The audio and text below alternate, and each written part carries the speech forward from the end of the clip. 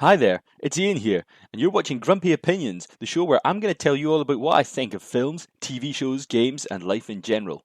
The Handmaid's Tale is a TV show based on the book by Margaret Atwood that unfortunately I haven't actually covered in several years, but now I'm back and I'm kicking it back off from where I left it. And that's episode 6, A Woman's Place. And that starts where last week's episode ended, and Offred and Nick are still having some bonk time, after which she's all a little bit lovey-dovey and distracted, but she knows it's a bit too dangerous to ever try and do that again. Plus, she needs to be on her best behaviour, because the foreign delegation they've been talking about is coming to visit, and Lady Serena doesn't want any problems in the house.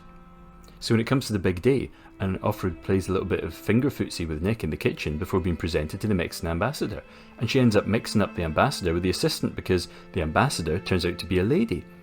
And the lady asks her a whole bunch of difficult questions about what it's like being a handmaid and whether she chose to do it, and if she's being treated well, and finally, are you happy? And Freddie has to summon up every single bit of acting resolve to play good handmaid and pretend that everything's fine and give good answers. Luckily, Serena comes in and announces that canapes are ready and manages to salvage the really awkward situation. But when they get to the lounge, the ambassador's still on, and she wants to know what women are all about in this new Gilead society, and she starts asking Serena about the book that she wrote back years ago beforehand, and how she got arrested at a protest riot the way before Gilead took over. And Serena kind of muddles through and toes the company in religious line about everything. And what's interesting is that the episode has loads of flashbacks to younger student days when Serena and Captain Shakespeare were a lot younger, and it turns out she was an integral pusher in the Gilead uprising, and how Shakespeare used to rely on her for her planning and her wisdom, but only it ended with her finding herself shut out of everything, and becoming basically a housewife as soon as the takeover happened, and with her book and all the trappings of her old life thrown out in the trash. But later that night, Offred goes to Captain Shaky's office, and she grabs Nick for a quick clinch first, but once she's there, she can't really be bothered to listening to him rant about how he thought the dinner went badly, and then he tells her to go to her room, but she doesn't, and she asks to stay and plays all nice, and then he gets her to kiss him, but then he ends up sending her away. And then at the big party the next day, all the handmaids are shown in, and Serena decides that the ones that are damaged should just be sent home, and that means that Pirate Jenny can't get to go to the party and she's really upset, and Offred and surprisingly even Aunt Lydia are really kind of upset about this and try and calm her down, and Aunt Lydia ends up even using her real name Janine to try and placate her, and offering her a whole bunch of puddings. And at the dinner, someone quizzes Freddie about what she's learned, and she's all like, what, nothing much, they want oranges or something, and she gets berated because it turns out the Mexicans really want to trade in handmaids. Yep, there's a big old human trafficking deal going on here, and it totally blows Freddie's mind, and she's almost in pieces when on Serena's cue they bring in a whole load of handmaid-born kids to show off to the dignitaries. And back home, the commander is so impressed that he ends up giving his wife a big snog, and then they end up having some gnocchi in the living room, and June ends up going to Nick in a big ranty angry mood, but he calms her down, and he even asks her real name. My name is Jude. But the next day, Mexico boss lady returns, and she gives a wee present, some chocolates to June, and June's like, okay, enough with this, I lied to you, and reels off all the atrocities and horror of being a handmaid in Gilead. But it's absolutely no use, because I can't help you. But the plain fact is Mexico needs fertile women, and Gilead is the only place that has them. And June's just about to collapse from all the horror of it all, when the ambassador's aide tells her that actually, he knows who she is, and he can get a secret message to her husband, who isn't dead. So can she write him a quick note, because they only have a few seconds? And she's like, what do I say? So what did I think? Well, first of all, as I said, it's been 2 years since I actually watched the previous episode of the show, so hands off to Nick and June for managing to spend that much time getting it on. That's got to be some kind of record, a 2-year bonk. But joking aside, the fact is, I'm actually genuinely surprised about how easily I got back into this so quickly. I really enjoyed it. In fact, I think I enjoyed the show a bit more now than I did back then. And as I mentioned before, the reason I stopped doing the show was I got a bit burnt out trying to do 3 reviews a week, and I totally hit a wall, so I just stopped it, and I couldn't face going back and watching the show because I knew I wanted to continue reviewing it. So as a result, it kind of got tossed in the back pile.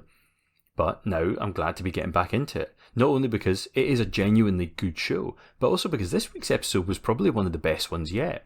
Now, the show's always looked good, and this was no exception, with some really amazing cinematography, but also with some really great scenes. The meeting with the ambassador's folk, And that was totally awkward and cringy, but in a good way. I mean, watching the commander squirm at Offred getting the wrong question and or thinking the wrong person was the wrong one, and then she stumbles and paused between all the questions, and by rights she should be answering all this stuff with candour and telling all the horrors of Gilead. And it was such a great moment. And the episode was absolutely peppered with great moments. And not least of all the one where Pirate Jenny, or sorry, Off Warren as she's called, and the other mutilated handmaids had to leave. And the idea of them being sent home actually horrified Aunt Lydia. Because as Aunt Lydia saw it, those punishments, the mutilations, were punishments for bad thing, and that was them paying for their misdeeds. And now they haven't actually done anything wrong, so they shouldn't be getting punished further. And she feels really genuinely sorry for these girls, and that's why she promises the desserts. And also, I mean, Anne Dowd is just an absolute legend, and she pretty much elevates every single scene she's in, and she was just great here. But credit where it's due, this episode was directed by Floria Sigismondi, who, if you don't know, she used to be like a music video director, and she made a lot of really famous music videos, like the White Stripes Blue Orchid video, or Marilyn Manson's famous one from back in the day, The Beautiful People. And she's done a pretty amazing job here, not only continuing the story of June and the others as I've mentioned, but this week especially telling the story of Serena. And I've said in previous videos that I really like how they showed that she wasn't happy with the way this world was. And this week we found out it's partially her own fault. You know, the way that she and Shakespeare used to be not only all over the place in love with each other, but also that he actually used to really respect her work. It's a great idea. And her writing, even till just up before the uprising when she was planning to write a second book, one essentially about how handmaids should basically be the thing that happens going forward, but she never got to write it, but he was all about her doing it. It was also really cutting how the ambassador totally called out the irony that she wrote a book about how women should have their place in the world, and that neither her nor any other woman in Gilead is actually allowed to read it.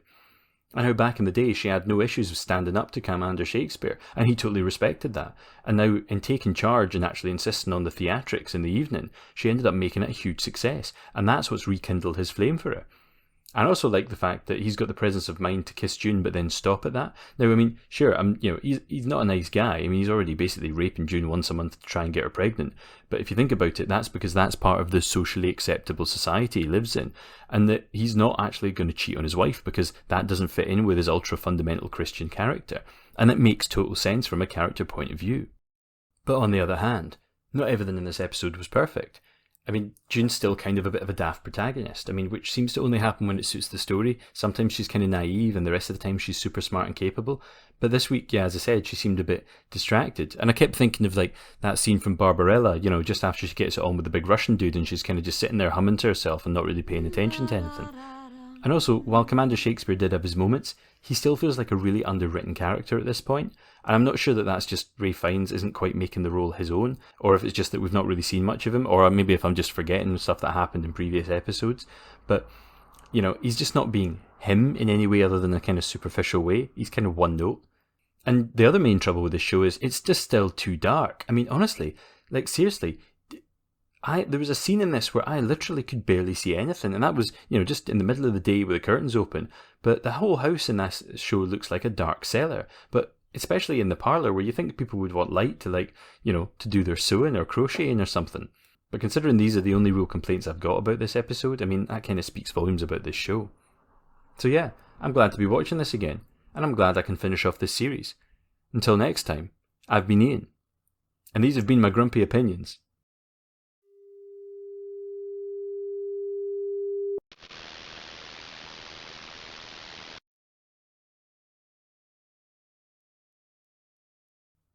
And another wee shout out to Judith Coloma and Michelle Forbes, the top tier level patrons. Your support really does help out, and thanks to everybody who's a patron or just a viewer. So cheers my dear, stay well and have an absolutely great week. Bye bye.